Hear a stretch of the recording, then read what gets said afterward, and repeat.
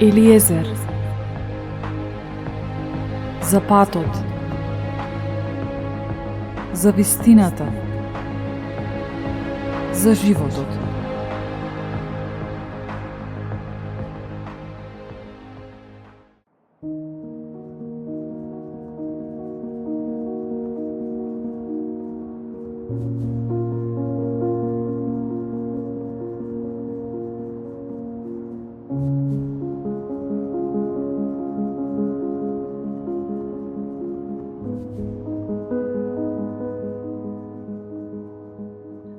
Драги мои, ова кратко издание на Елиезер го започнувам со прашање до вас. Што е најсилно од се? Размислете. За кратко ви давам одговор на ова прашање. Имено во втора книга Ездра запишана е случка преку која е даден одговорот. Книгата започнува со дескрипција на последните години од постоењето на Јудејското царство, уривањето на храмот, падот на Ерусалим и заминување во Вавилонското робство.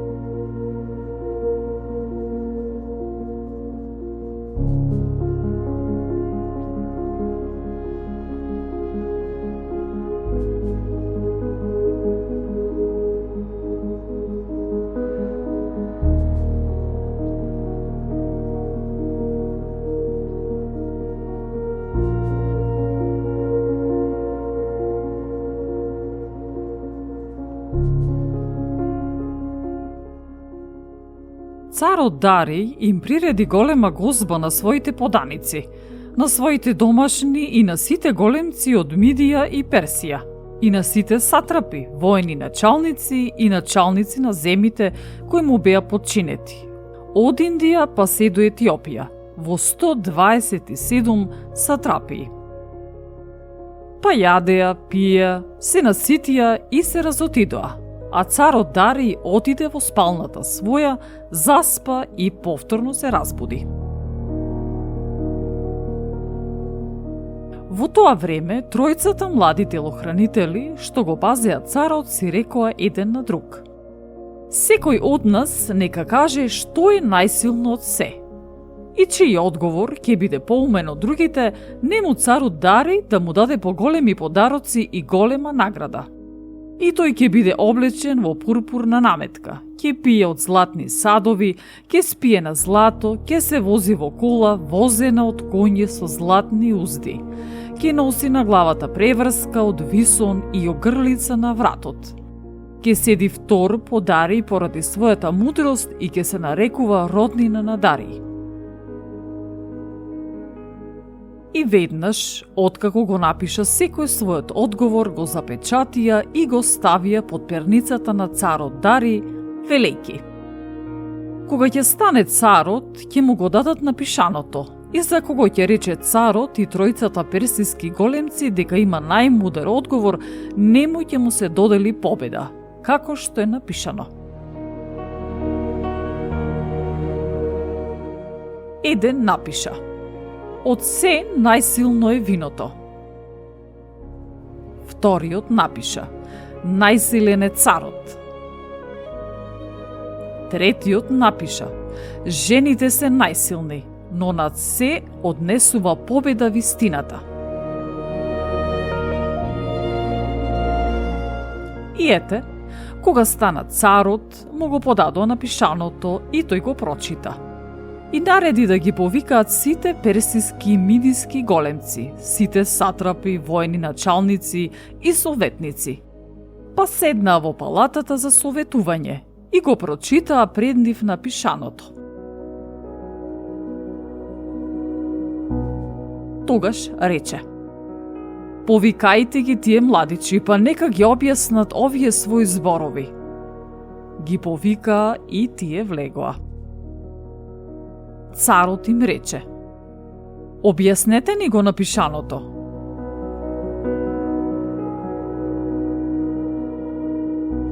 Почна првиот, кој говореше за силата на виното и вака рече: о, мажи, колку е силно виното!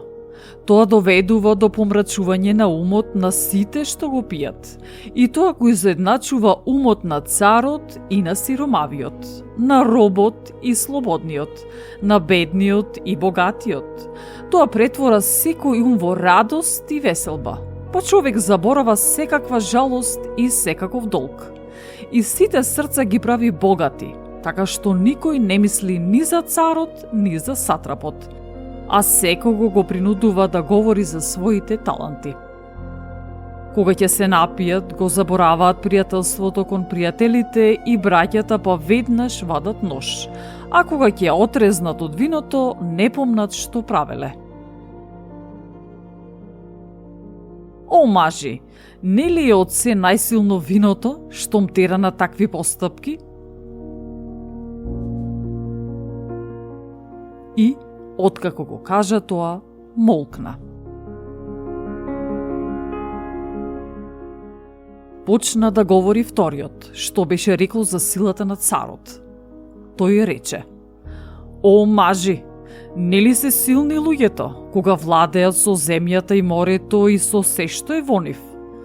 Но царот ги надминува, владее над нив, им заповеда и во се што им каже, тие му се покоруваат. Ако каже да се спротивстават еден против друг, тие го извршуваат тоа.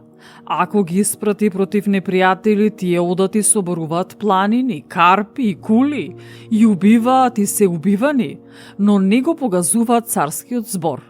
Ако победат, пак му донесуваат на царот се што ќе запленат и се друго. И оние, што не одат во војна и не се борат, а ја работат земјата, по сеидбата, откако ќе соберат жетвата, и тие му носат на царот, и принудувајќи се еден со друг му принесуваат данок на царот. Тој е само еден.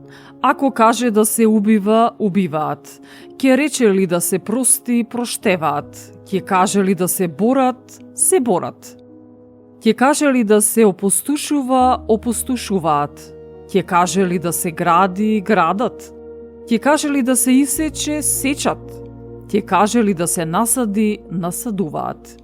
И сиот народ негов и војската негова нему му се покорува. Освен тоа, тој седи на трапезата, јаде, пие и спие, а тие внимаваат околу него и никој не може да се оддалечи и да ги гледа своите работи и не смеат да му бидат непослушни. О, мажи, нели од сите работи најсилен царот, кога така му се покоруваат? И замолкна.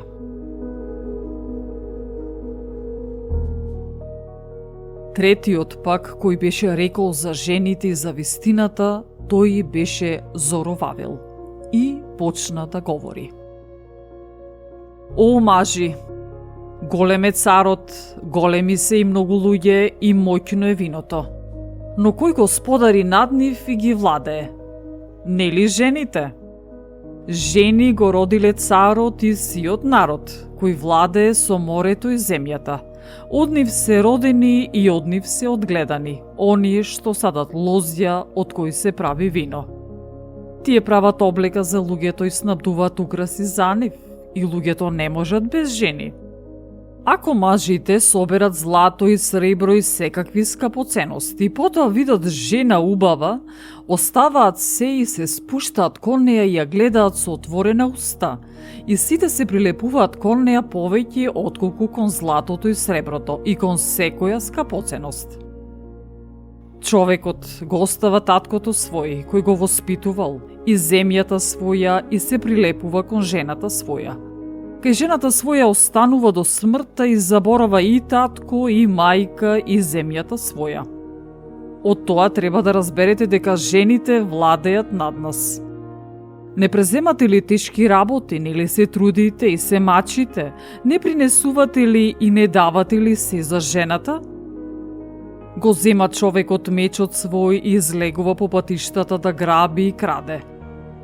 Готов е да плови по море и по реки, лав сретнува и во темнина талка. Ако украде, одвлечи или ограби нешто и го носи на саканата своја. И човекот повеќе ја сака жената своја отколку таткото и мајката. Многумина полудувале поради жени и станувале робови преку нив. Многумина загинале и пропаднале и сгрешиле поради жени. Зар сега нема да ми поверувате? Нели е голем царот со власта своја? Нели сите земи се плашат да се допрат до него? Јас го видов него и Јапама, царевата на ложница, ќерката на славниот Вартак, како седи десно царот. Таа ја симнуваше круната од главата на царот и си ја ставаше, а со левата рака го удираше царот по образот. И покрај сето тоа царот ја гледаше со отворена уста. Ако таа му се насмевнеше, се насмевнува и тој, а ако пак му се налути, тој ја милува, за да биде добар со неа. О, мажи, како да не бидат силни жените кога прават така? Тогаш царот и големците се погледна еден со друг, а тој почна да говори за вистината, па рече: О, мажи, нели се силни жените? Голема е земјата и високо е небото и брзо е сонцето во својот од. Зашто за еден ден го обиколува небесниот круг и пак се враќа на местото свое. Нели е голем оној кој го прави тоа? И вистината е поголема и посилна од се. Целата земја ја повикува вистината и небото го благословува и сите работи се стресуваат и треперат пред неа. И во неа нема неправда. Неправедно е виното, неправеден е царот, неправедни се жените, неправедни се и сите човечки потомци, па и сите нивни работи се такви. Нема вистина во нив и тие ќе загинат во неправдата своја. А вистината истрајува и останува силна за секогаш и живее и владее од век во век. Во неа нема пристрасност и поделеност. Таа го прави она што е праведно. Одбегнувајќи се што е неправедно и лошо, и сите ги одобруваат незините работи. Во незиниот суд нема ништо криво. Таа е сила и царство и власт и величие во сите векови. Благословен да е Бог на вистината. И престана да говори. И сите тогаш викнаа и рекоа: Голема е вистината и најсилна е од се. Тогаш царот му рече: Барај што сакаш, па дури повеќе од напишаното и ќе ти дадам, бидејќи ти се покажа најмудар. Ти ќе седиш до мене и ќе се нарекуваш мој роднина. Тогаш тој му рече на царот: Сети се на ветувањето што го даде во оној ден кога го прими царството свое дека ќе го изградиш Ерусалим. И за истото тоа, сега те молам, царе господаре, те молам, и во тоа е твојата големина, те молам да го исполниш ветувањето кое со устата своја му го вети на небесниот цар, дека ќе го исполниш. Тогаш царот Дарий стана, го бакна и напиша писмо до сите управници и областни началници, војни началници и сатрапи да го пуштат, а со него заедно и сите што одат да го градат Ерусалим.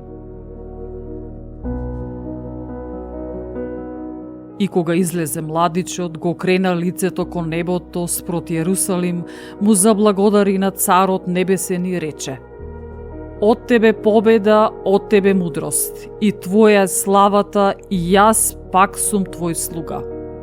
Благословен си ти кој ми подари мудрост, и ти благодарам, Господи Боже на татковците наши.